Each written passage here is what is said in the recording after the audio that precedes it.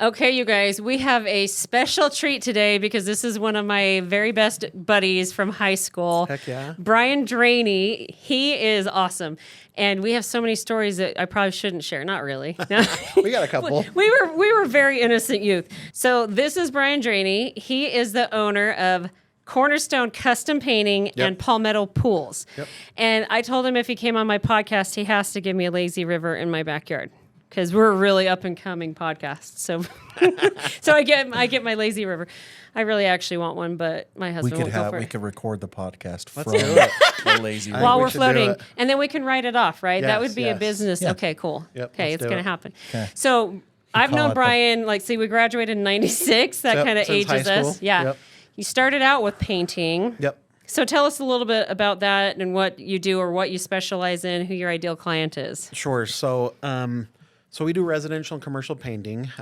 We've been doing that for approximately about 23 years. And I've had Brian do my own house, you guys. So this Yeah. is not some rando. Random person off the street, some crazy. Rando. Well, he is rando, but anyway. But no, anyhow, I started when I was in college. Yeah. And so at the time, I had a roommate that was my mission companion, and he worked for a paint contractor. Okay. And so I was going to school up at the U. I was taking all my business classes, and at the time, I was like, well, that's great that I'm learning about marketing and human resources and management, but I wanted to try and put those principles, like apply everything. Yeah. And so my roommate came home one day and he's like, Brian, we need to start up a painting business, and I kind of Okay. laughed at him and I'm Right. like, Donald, you're crazy, dude. I said, I don't know anything about painting. He goes, no, that's fine. He goes, really, painting's not that hard. He goes, but you're really good at business. You're good at talking to people, going out. And so he goes, you have that personality. And ever since I was little, I just wanted to do my own thing. Yeah. I'm Didn't want to work for other people. yes, Yeah. I'm very hard-headed where I don't take instruction well. You can ask my wife. She's over there nodding going, yep. And so, I wanted to do my own thing. I wanted to be in charge of myself. Yeah. I wanted to make goals for me. I didn't want Like to my work. daughter said when she was 3, I want to do whatever I want. Yeah. I didn't Yeah. want to work for the man. Yeah, I think I was telling, was it wish you I or had my that husband, Eric, personality. that I said, I was like, I don't think I could work for somebody else at this point in my life. Like I couldn't, after doing my Yeah. own thing for so long, I couldn't. No, I couldn't. I- And He's the opposite. I'm fine being the silent number 2. you're off in Like, the background just I'm doing your fine thing. And He being loves the- being number yeah. 2. yeah. Yeah, less stress. Yes. That is true. It is. It is. That's one And, thing and I you do can be miss, done at but 5 o'clock yes, most of the time. Yeah, I go home. Not so much in mortgages, Yeah. but anyway. Well, I don't know. I like building the things and watching it grow, but I don't have to be or necessarily want to be the face. Yeah. Yeah. Like I just He want wants this. Well, he does have a good face, though. I mean, look at the man. The I beard, know. it's coming in. It's coming. It's like a full-on half beard. Yeah. Hair down. It's great. It's more than mine, so great. Okay, so you decide to start your own painting company with in my- college. So with my buddy, we started together, and so what we did is we went out to apartment complexes because I remember that early on that you were into the apartment complex Yeah, thing. 'cause You maybe that's- still are, but No, not anymore. Well, yes and no. But anyhow, my buddy, that's what he worked for a paint contractor doing apartments. So he kind of knew that apartment painting and Yep. everything. So we started up, we went out, I started marketing. I just literally went to all the big apartment complexes and talked to either the manager or the maintenance manager. Yep. And so I got 2 of them that got in with me, and from there things just kind of took off. And so we were probably doing close to maybe 100 apartments a month is what we were painting. yeah. And so it was nice for And me. were 'cause you doing the paint yourself We at that were, point? yeah. Okay. So So both you of know us- when somebody's not doing a good job, you're like, Yes. okay. so we were doing the painting ourselves, and for me it worked because going to school full time at the U, so I'd go to classes in the morning and then I'd work all afternoon and kind of evening, and I was free the rest of the night to study and do my my classes Yeah. and homework and stuff. Once I graduated, I decided, okay, I'm going to take a year off from school, and then I wanted to go to MBA school. I wanted to be a president or a CEO of a big company or whatever. It's funny, like how we think those things, and then And when I was younger, I never thought I would be in construction. Right. My idea growing up is I'm going to run a company. I'm going to wear a suit all day. And I quickly learned that wearing a suit all day Is and not being your in an style. office, I hated it. yeah. And so when I was doing this, I was working for IHC, and I was in their accounting department, absolutely hated it. I hated sitting at a desk all day, wearing a suit, wearing a tie. It was not I learned quickly it was not for me. I needed to be out and about and kind of do my own thing. So we started that together.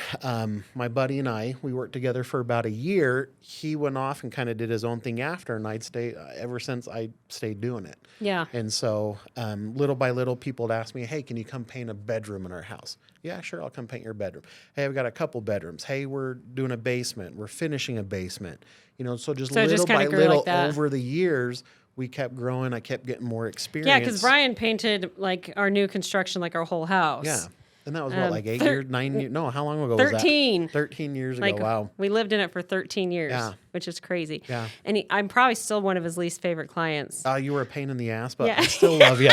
Can I say that on the air? I'm compulsive. We'll bleep it. It's fine. We have but like lines for me. Oh, I have such. And see, and I'm a very. But he did great. So I'm really anal, like when it comes to our work, and so nowadays. I'm more known as kind of that higher end painter, and that's kind of the clientele I go after because that's more of our specialty now. And so I have a specific eye, when we go into those upper custom homes. So if you have somebody that's not in that, like the custom homes, do you still bid those out, or do you have people that you have do it or whatever? No, for me, it doesn't matter. You just really, those kind. Yeah. Yeah. So for me, it doesn't matter if, say, it's a $5 million house or if it's a $5,000 house. To me, the job is going to be the same. Well, the $5,000 job, the paint will be peeling off the walls from the production of meth, but it's probably.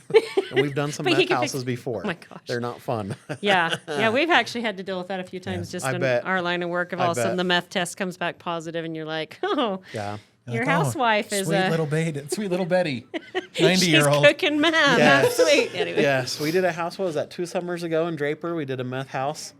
And was it last year? Last year. No, man, it was a nightmare.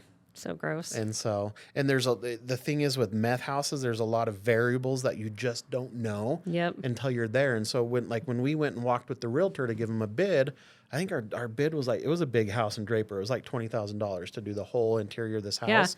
Yeah. But after they had the cleaning company go through, the cleaning company, the meth, what do you call them? Remediation. Remediation company went through, and they spray this liquid over everything.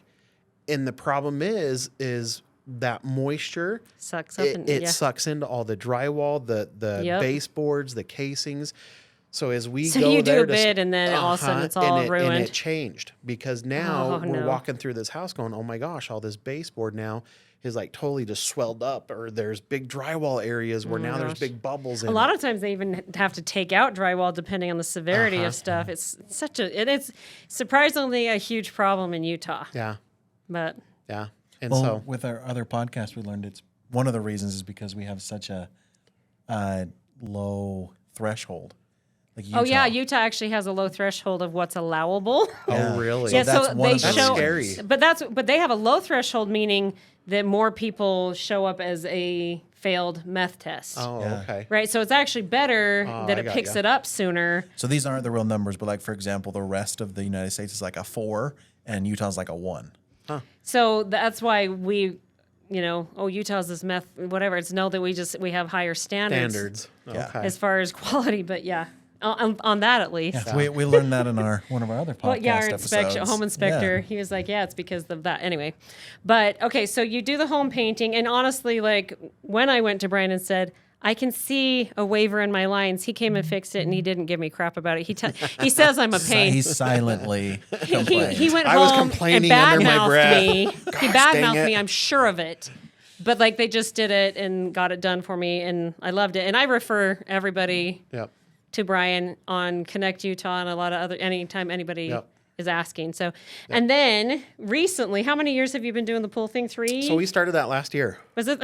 Yeah, just I thought recently. it was 3 years. So he started this pool company. Yep. Tell us about that, because I know that a lot of my neighbors couldn't get a pool for like 2 years, or there was like waiting lists. Yeah. Right. Yeah. So we started pools 2 years ago. Having doing painting for so long, I got to kind of a position where the company was kind of running by itself. Yep. My wife Yali's been helping me with the painting business, so it kind of gave me a little bit more time. And seriously, we were looking for, as we get older, we're kind of thinking about retirement. Yeah. You know, We're and so honestly, old. No, well, not that old. We feel like it, but I fell and broke my hip the other day. It's fine. But anyhow, as you get older, you start thinking about retirement. You start thinking about money. Right. You know, and one of the And being self-employed. well, yeah. yes and no. And so, like, one of the biggest failures I did as a business owner earlier is I didn't stock away money. Yeah. You know, for I think a lot of retirement. people don't, because if you're not doing like a 9 to 5 or where you have a 401k that just automatically takes It's it hard. out, it's very natural to Yeah. spend it. And it's just all of a sudden it's gone. And then you're sitting here at 45 going, oh, Yeah. I'm going to retire What do I in 20 do? years. What's going to happen? Yeah. Okay. And so that reality hit me, and I started to think, okay, I've got to come up with another business idea. My wife and I, we've only been married for 5 years, and so we wanted to maybe start something together. Yeah. You know, that she could also be a part of and have something, you know, be involved with something Yeah. too. And so 3 years ago, we built a pool in our backyard. By yourselves? No, so well, Okay. yes and no. Okay. So we did it, but my wife has a It was really like good friend. practicing to build mine. Yes, Okay. that's when we do your Yeah. river pool next year. And so this spring we're gonna start. Yeah. And so Tell my husband it's I gotta free, and make I'll sure just my slowly, wife- I'll I just know, slowly right? like funnel money to you. I gotta make sure my wife doesn't listen to this one because she's gonna want a pool. Huh? Dude, Savannah loves pools. She's Anyway. like a mermaid. Anyway, sorry. So, but anyhow, we did it. We did a pool in our backyard, and we just did a small one. My wife has a friend who's been in the pool industry 25 years. He's a small subcontractor who doesn't do everything from start to finish. Okay. And at the time when we were doing our pool, I had probably 10 painting clients that were doing pools at the same time. Interesting. And so while we were doing our pool, you know, I was so enthralled with the whole building process. I've just always had like a creative mind where I Yeah. like to build stuff, I like to make stuff. And so I'd ask all my clients, hey, how's your experience going with your pool builder? Guess what every single one of them said? What do you guys think? The worst. Yeah. Every single one of them said it's horrible. They don't communicate. They never show up when they say they do. That drives me nuts with contractors. And that's me as a contractor for over 20 years. I always try and do that. Right. If I'm going to say I'm going to do something, Yeah, I'm you going to show follow up. up and do it. And See, so we always laugh because we're like, how it does not seem hard to me to do what you What you're said. supposed to do, What you're or you supposed know to do. you're gonna do. And to me, it seems like the bare minimum, Yeah. right? I said I'd be there at 3, so yeah. I'll be there. Or Maybe at you- 3:05. Or but if you're not, send a text. Right, You know, something. just saying, hey, I'm running a little bit behind. I'll be there I in an ended up hour. having to hire a different HVAC company because the place told me probably no less than 5 times that they were coming Yeah. and just didn't show. Just ghosted. Yeah. And I was like, hey, I'm hiring somebody else. And I make sure everyone knows And not that's to use them. standard. What's weird is that standard for as long as I've been in this industry for contractors. It is. That's kind of like the stigma It's like of being okay a for them to be contractor. flaky. And so when people ask me, what do you do for a living? Oh, I'm a contractor. You know, and I got to like hide, you know, this stigma that we as Yeah. contractors have. Well, they've earned it. Yeah. You know, unfortunately.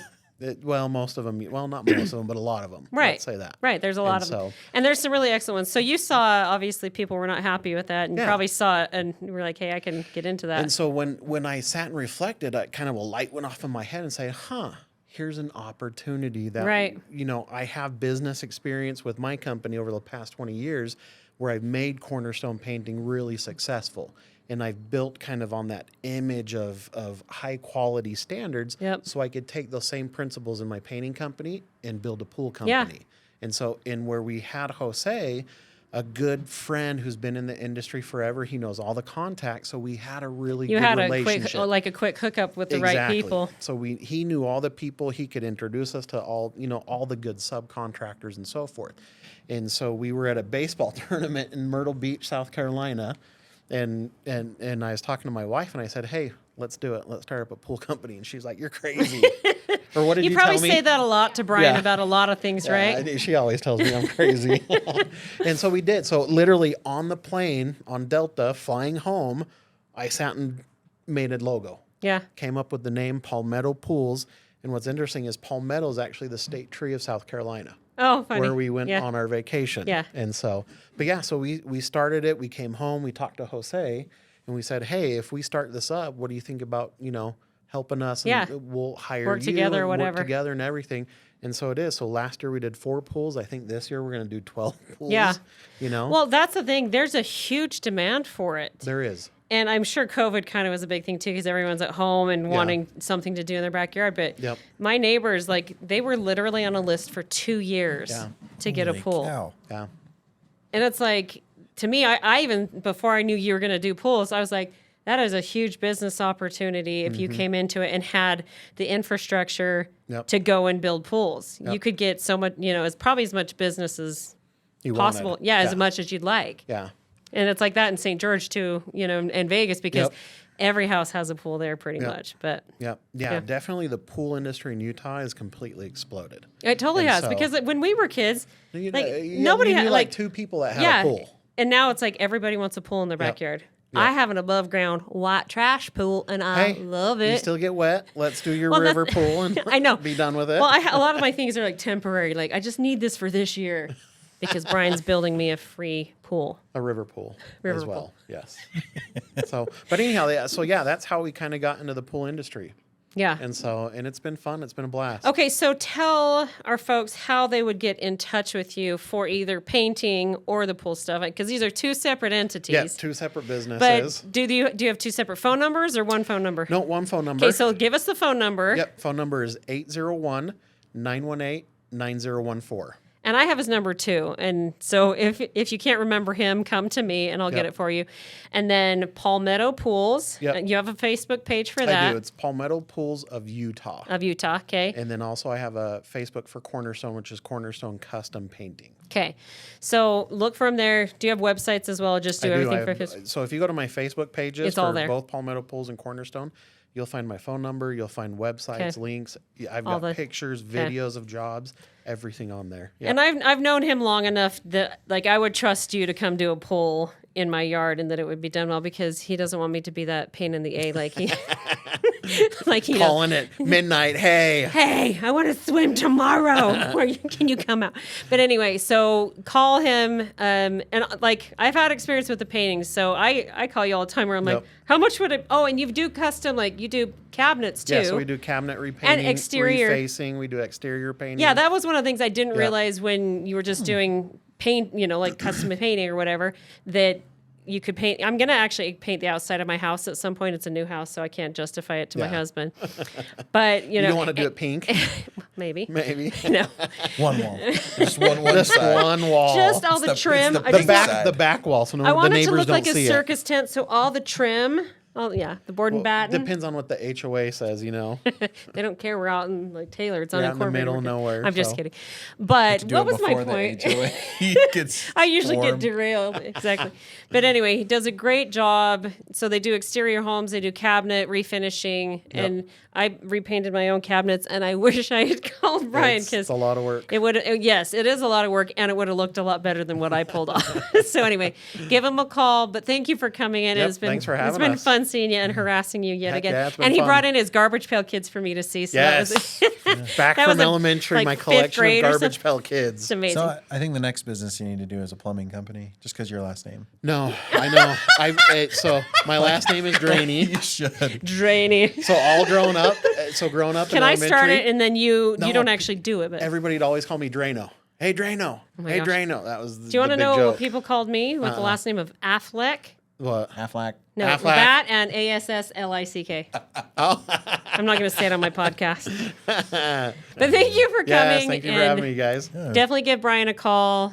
He does a great job. And Yep. Thank you.